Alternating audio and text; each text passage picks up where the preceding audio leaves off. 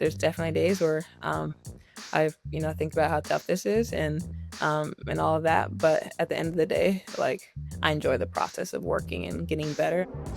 Talking about a little bit of basketball here with you. I know we got to rip the Band-Aid off. I know your regular season didn't necessarily end up the way that you wanted it to, losing to USC twice. But now that you've played them twice, if you do end up playing them in the March Madness tournament, how do you feel like you're going to go about tackling that?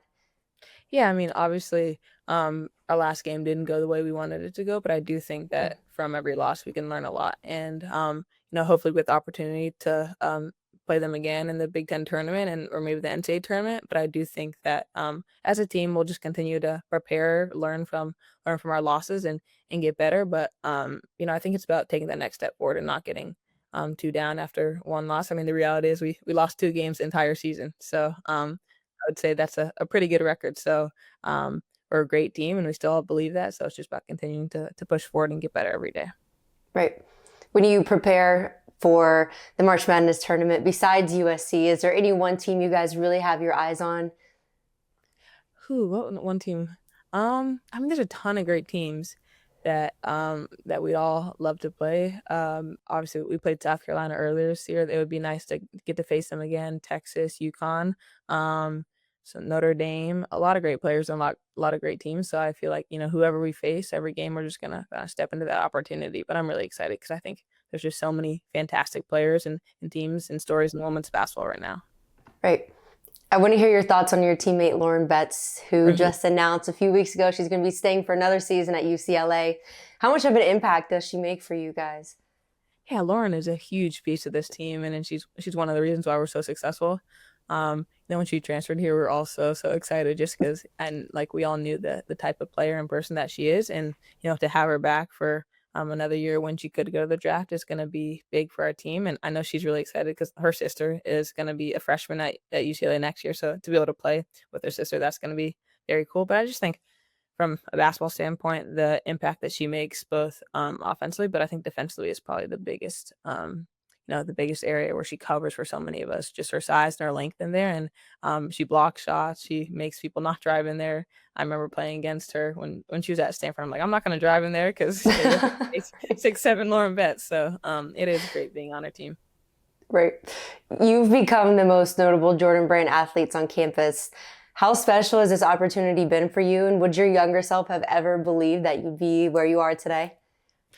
Definitely not. I don't think little Kiki would have imagined having her own shoe and being a Jordan Brand athlete. I mean, it is it's a dream come true, and it's an honor to represent Jordan Brand. And I think as a basketball player and as anyone who loves basketball, you know what Michael Jordan means to this sport, and to kind of have a voice in the brand really really does mean a lot for me. Yeah. And you unveiled your Jordan shoe, and they're so clean. What's your favorite thing about them?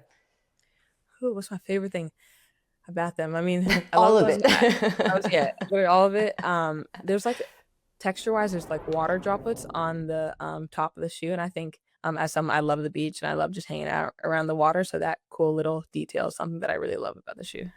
I like that. I want to see him in person. I'm excited. But Women's History Month is almost here. Well, it is here now. It's kind Mhm. of crazy to me how much times have changed. I graduated college in 2017, so a little bit ago, but the opportunities now for student athletes to make money is just insane. The WNBA has the light it's got today. There's Unrivaled. I mean, so many women have helped to pave the way for younger generations to flourish. So is there anyone in particular who inspires you as a woman athlete, and what do you hope to bring to the table in the push for more opportunities for women in the future? Yeah, I mean, look, this is like you said, it's a great time to be playing women's basketball, to be in women's sports just because of the growth in the industry. I would say as a little girl growing up, one of my favorite female athletes was Serena Williams, and I just think she's so iconic in so many different ways, and her dominance on the tennis court is something that is truly unmatched. And I've just really really loved watching how she's not only an incredible at her sport and at her craft, but also the way she's a businesswoman now. She navigates everything off the court as well, and that's kind of what I aspire to be like. And after I finish playing basketball, I want to like work in the business world, and I want to do other things beyond just beyond just being on the court. So I think having that role model and having someone that I can see who's done a lot of the really cool things that I want to do has been cool for me to look up to. Yeah. Okay, so I need to know a typical day for you in the Okay. life as a student athlete at UCLA. How do you balance academics, athletics, social life? What's a typical hmm day like for you? Yeah, it's not always easy. Sometimes one of those things gets left out. But usually I'm up around 6:45, 7, practice. We practice in the morning always, and lift, practice, film, all that stuff is done by around 12.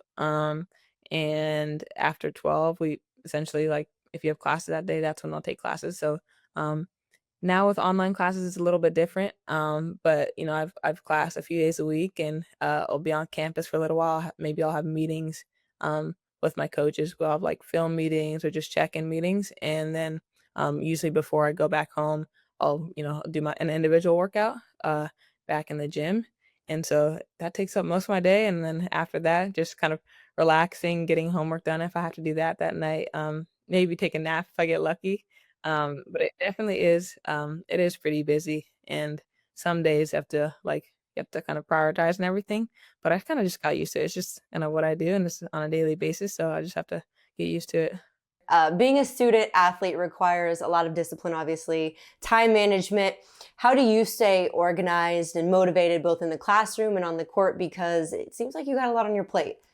Yeah, I mean, I think continuing to remind myself, like, what I set out for and what I work for, is really, really what keeps me motivated. I mean, there's definitely days where, think about how tough this is and all of that. But at the end of the day, like I enjoy the process of working and getting better, and the small wins are really what what I love. So I think that I just continue to motivate me every single day.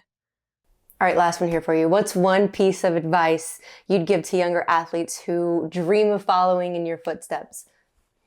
One piece of advice I would give to younger athletes would be to stay confident, to trust in yourself, to never let anyone else tell you that you can't do it, and to have fun out there.